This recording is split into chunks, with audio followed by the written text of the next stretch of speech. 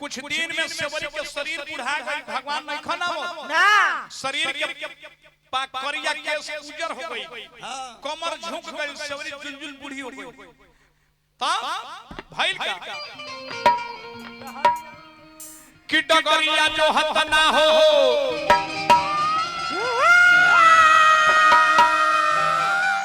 कि अरे डगरिया जो हत ना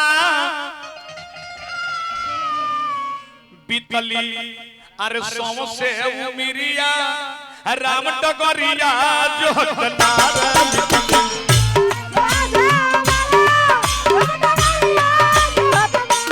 बीतली सोम से उमिरिया राम डगरिया जो हत ना बीतली।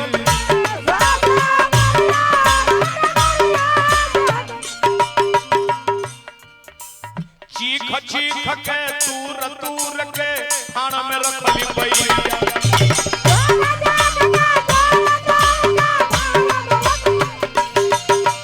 चीख चीख के तूर तूर के खाना में रखली बैरिया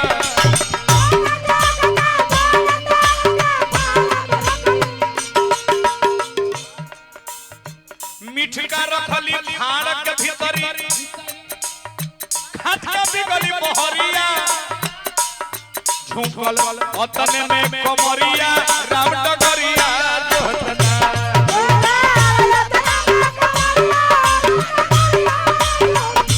झुकल अतने में कमरिया राम डगरिया जो हत ना।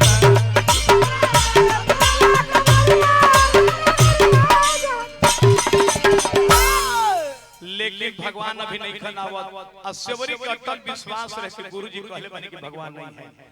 वही समय में भगवान के घर में देर होला अंधेर ना होला, जेकर सच्चा भाव हो जाई ना वही समय में सीता के हरण भई और राम लक्ष्मण सीता के खोज सेवरी के मोड़े में आ गए। हां और सेवरी के जुलजुल शरीर हो गए। हां सेवरी जब भगवान के जब दर्शन कैली नु तो झरझर आंख से आंसू बहावे लगली सेवरी रोवे है रे का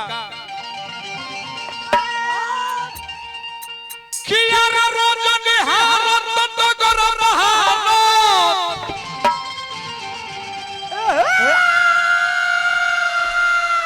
हे रोज निहारत तो गर बहानो आरंभ होइले सुबह से शाम।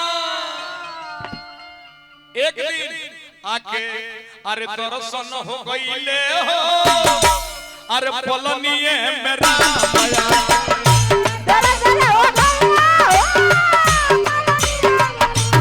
आके दर्शन हो गईले हो पलनिए मेरा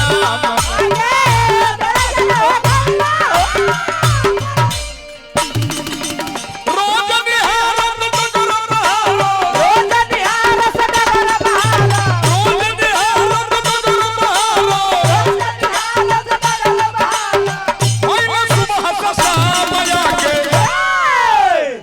अरे दर्शन दे दिहले हो अरे भिलनिए के राम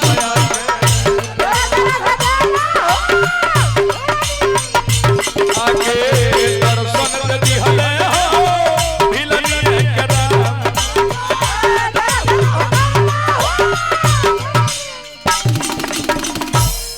सेवरी के प्रेम के आंसू लागल बहे। अब सेवरी के भक्ति देख के भगवान राम सेवरी के नौधा भक्ति के वरदान हो जातेनी जसही नौधा भक्ति के वरदान देत कहीं कि सेवरी के माय रूपी शरीर लुढ़क गई जमीन में, प्राण निकल गई, सेवरी मर गई। सेवरी के प्राण के ले जाए खातिर जमराज ना भगवान के लोग से विमान आई और सेवरी ऊपर बैठ गईली और सेवरी भगवान के लोग चल गईली। जौन गति भगवान राम सेवरी के दिले बनी जात के बिल्ली के उ गति अपना बाबू माई के ना देनी तो भक्ति के प्रभाव हो। यही से प्रसंगोनी हे भगवान जौन गति सेवरी माता के देनी मुक्ति दे देनी अपना धाम में, वही गति सोना माता के दी परम धाम में वो माता मुक्ति की ओर चल जाए। यही से प्रसंग हो। बोलो भगवान श्री रामचंद्र की जय। अब तनी आगे बढ़ जाए आगे